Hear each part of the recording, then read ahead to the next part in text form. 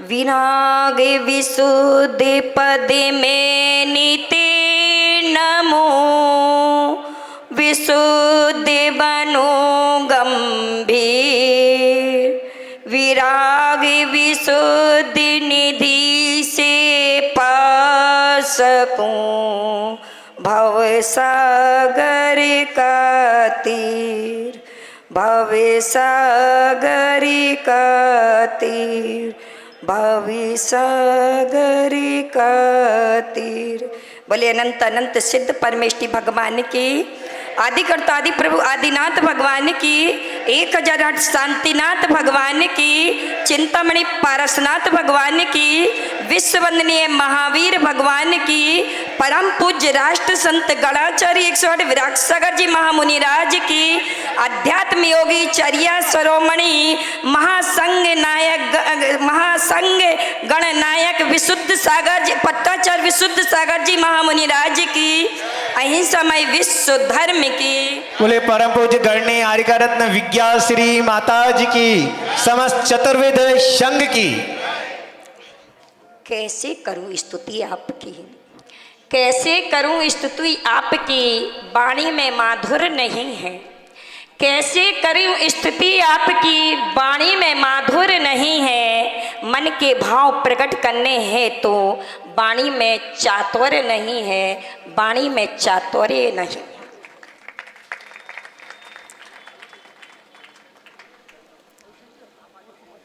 हो ज्ञानी आत्माओं,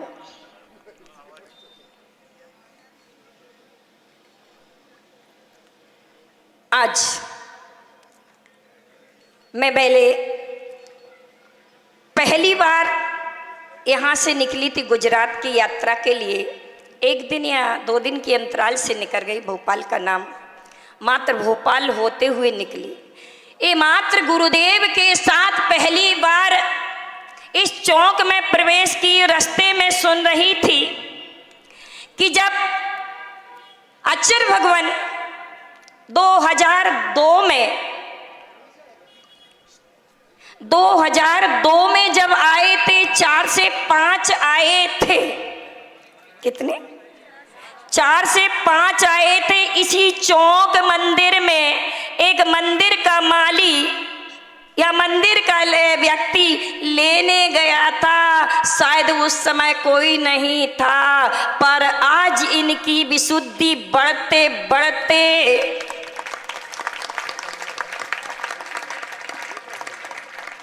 ऐसी विशुद्धि बढ़ी कि आज इनके पास 1 नहीं 2 नहीं, ये 31 तो साथ में दिख रहे हैं। लेकिन ये ऐसी विशुद्धि से भरे कि शायद ये 30 तारीख का अक्षय तृतीया का दिन कि इंदौर की उस धरा पर जहां पर इंद्रियों के विषयों की बात एवं कसायों का मद फैला हुआ था, मद चढ़ा हुआ था अंदर अंदर। ऊपर से भले नशा दिख रहा, ऊपर से भला दिख रहा था, लेकिन अंदर कसायों का इतना मद चढ़ा था कि सारे लोग चाह रहे थे कि आज जैसे भारत में केकड़े की स्टाइल है, ऊपर चढ़ेगा तो उसको टांग तो नीचे अवश्य खींचूंगा। ये भारत की विशेषता बना के रखी। अरे भारत वसुंधरा है, कितने भी तुम केकड़े बनना, लेकिन जो चढ़ गया तो वो कभी उतर नहीं सकेगा। ऐसी इंदौर की इस धरा पर अक्षय तृतीया के दिन हमें भ्रातों के भ्रात मिलकर के एक तात बनाया था और एक ताज पहनाया था परम श्रद्धेय आचार्य गुरुवर का। और आज इसे उसी भोपाल नगरी में इस चौक के मंदिर में आकर गली गली में चौक पुरे हुए हैं।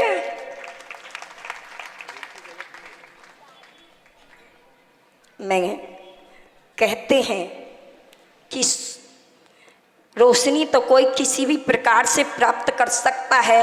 विज्ञान ने प्रकाश फैला दिया है, किसी भी प्रकार से लाइट ले सकते हैं। लेकिन सूरज की एक लाइट, सूरज का जो प्रकाश है वो एक अनोखा और अद्वितीय होता है। शीतलता तुम किसी भी साधनों से ले सकते हो, लेकिन ओरिजिनल जो शीतलता होती है है वो एक चांद के अलावा किसी और का नहीं, और किसी से नहीं ले सकते हो।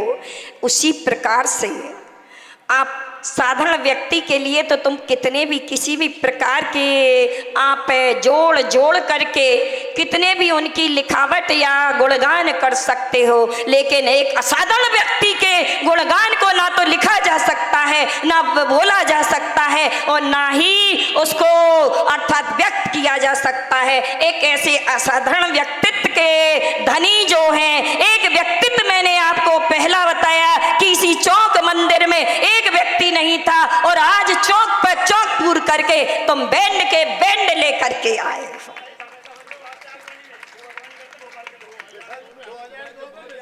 मेरा कहने का तात्पर्य है नहीं, मेरी बात को पहले समझने का प्रयास करें मैं क्या कहना चाह रही हूं। अर्थात तो वही एक उनकी विशुद्धि ने देखिए, और दूसरा और एक गुण देखते रही हूं मैं इनका। एक ऐसा गुण है इनके अंदर कि आज जब भी एक इंदौर की धरा पर एकमात्र जब बात सुमति धाम में आई तो कहा गया कि सबको बुलाना है, तो लेकिन परम श्रद्धेय आचार्य भगवंत ने एक ही शब्द कहा, कमलांकुर जी एक ही शब्द कहा कि सबको नहीं, जितने भी भारत वसुंधरा पर रत्नात्रयधारी और रत्नात्रय के साथ साथ जो आत्म कल्याण करने वाले हैं, इन्हें सबको निमंत्रण दिया जाएगा। अर्थात विश्व के सभी संतों के लिए निमंत्रण गया, और यही 30 तारीख थी। उस पर एक मंच पर एक दो नहीं, ऐसे 12 आचार्य के बीच में एक पट्टाचार के रूप में एक अनोखा दृश्य देखा गया। सुना जाता था कि 700 मुनिराज हस्तिनापुर में या 24,000 मुनिराज उज्जैन आदि की नगरी में सुनते थे, लेकिन देखा नहीं गया था। श्रद्धा का केंद्र था, सुना था, लेकिन इंदौर की उस धरा पर आप साक्षात जिसने देखा होगा तो लगता था 400 मुनिराज का ये समोसन शायद अपनी आंखों के सामने ऐसा इतिहास कभी नहीं देखा होगा कि जो 400 मुनिराज एक साथ एक मंच पर, हर प्रकार के मुनिराज, 12 संघ के 12 आचार्य बैठे थे, 5 अदर आचार्य थे और 6 इनके स्वयं के, अर्थात 8 आचार्य इनके थे। ऐसे अर्थात 12 आचार्यों के साथ उस इंदौर की धरा पर ऐसे अद्वितीय असाधारण व्यक्तित्व के धनी। तीसरा एक और अभी तात्कालिक बतलाऊं, मैंने बहुत प्रयास किया कि शायद मैं भोपाल नहीं आऊं, यहाँ तक कि मैं ऋषि तीर्थ भी पहुंच गई और वहां से भी मेरा मानस बना कि मुझे भोपाल नहीं जाना, क्योंकि अपनी जन्मस्थली में कौन जाता है। तो मैंने बहुत प्रयास किया, लेकिन परम श्रद्धेय आचार्य भगवंत का एक वाक्य निकला कि नहीं माता जी, आपको तो वहीं जाना है। मैंने बहुत प्रश्न किया, बहुत मैंने प्रयास किया लौटने का, लेकिन अंतोगत्ता वाणी सिद्ध। एक बार जो वाक्य निकल जाए, एक बार जो वचन निकल जाए वो सिद्ध है, कितना भी प्रयास कर लो, लेकिन वह सिद्ध हुआ कि मैं इनकी आगमनी इसी भोपाल में इन्हीं के साथ प्रवेश करे। टाइम गति पर है, मैं इनके बारे में कितना कहूँगी, और आपको यदि खेद हुआ हो अर्थात अध्यक्ष जी, तो इसका अन्यथा अर्थ ना लें। मेरा कहने का तात्पर्य यह था, इनकी विशुद्धि का इतना, अर्थात इतनी रत्नात्रय की विशुद्धि इतनी बड़ी कि एक दो नहीं, सीधे 555, कितने, एकाध नहीं, 555 जिन्हें मैं भ्रात समझती थी, आज उन्हीं को मैंने तात समझ करके और इन्हीं की गोद में आज ऐसा लगता है कभी अलग ना हो और इन्हीं के साथ रहकर अपनी इस रत्नात्रय की विशुद्धि बढ़ाते बढ़ाते और इनके जैसी विशुद्धि की धारा में बहती रहूं। मेरा कहने का तात्पर्य यही था और दूसरा नहीं था। कहने का तात्पर्य, जब ये आगवानी देखी तो इस आगवानी को देखकर मुझे आनंद हुआ। तीसरी इनकी विशेषता, ये चंबल की घाटी में जन्मे हैं और चोरों की वह नगरी है। किसकी? चोरों की नगरी है। और आप कहोगे, आप इन्हें चोर कहोगे? हाँ, मैं इन्हें चोर कहने में डरूंगी नहीं। क्या? हाँ, मैं इन्हें चोर कहने में डरूंगी नहीं, क्योंकि वो जो चोर थे वो तो कागज वाले नोटों को और परिग्रह को चोरी करने वाले चोर थे। उस नगरी में ऐसे एक अनोखे चोर निकले कि जिन्होंने एक दो नहीं 555 दिलों के चित्त को चुरा लिया। ऐसे चित्त चोर निकले।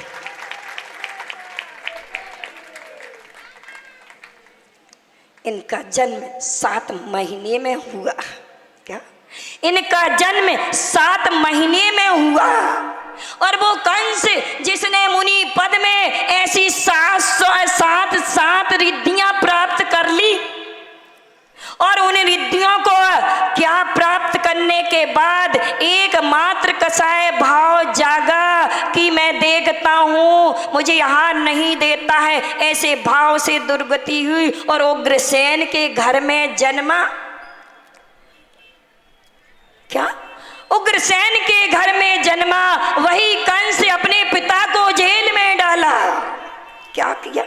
अपने पिता को जेल में डाला और पूरे नगरवासियों के लिए भी कष्ट देने लगा। ऐसे कंस के द्वारा जो अत्याचार हुआ, खुद की बहन का बेटा भांजा, उसको भी मारने के लिए, कंस को भी मारने का बड़ा प्रयत्न किया। लेकिन कहते हैं जब इस वसुंधरा पर यदि कोई ज्यादा अत्याचार, अनीति और कुनीति फैलने लगे तो कोई ना कोई एक पुण्यशाली जीव अवश्य इस धरा पर जन्म लेता है।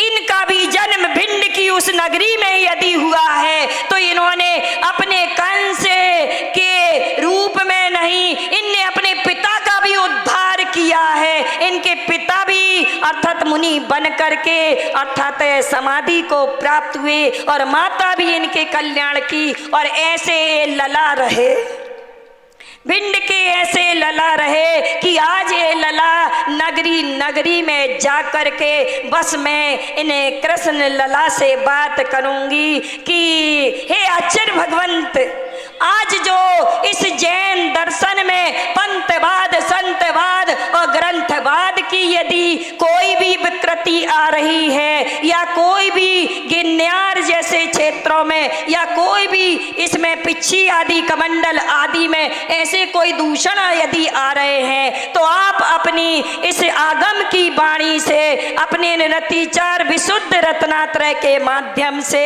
हे लला आ जाओ और इस धरा पर एक पालनहार, क्योंकि भोपाल की इस नगरी में पहली प्रतिष्ठा करने आए हैं। पहली प्रतिष्ठा ऐसी हो कि भोपालनहारे निर्गुण और न्यारे, तुमरे बिन हमरो कोई नहीं हो। ऐसी इस भगवती आराधना की ऐसी प्रतिष्ठा हो जाए, रत्नात्रय की ऐसी प्रतिष्ठा हो जाए कि जैन दर्शन एक वैरागी मार्ग था, वीतरागी मार्ग था, विशुद्ध भावनाओं के साथ ऐसा विशुद्धि को प्राप्त हो कि इसमें एक नमोस्तु शासन जयवंत रहे।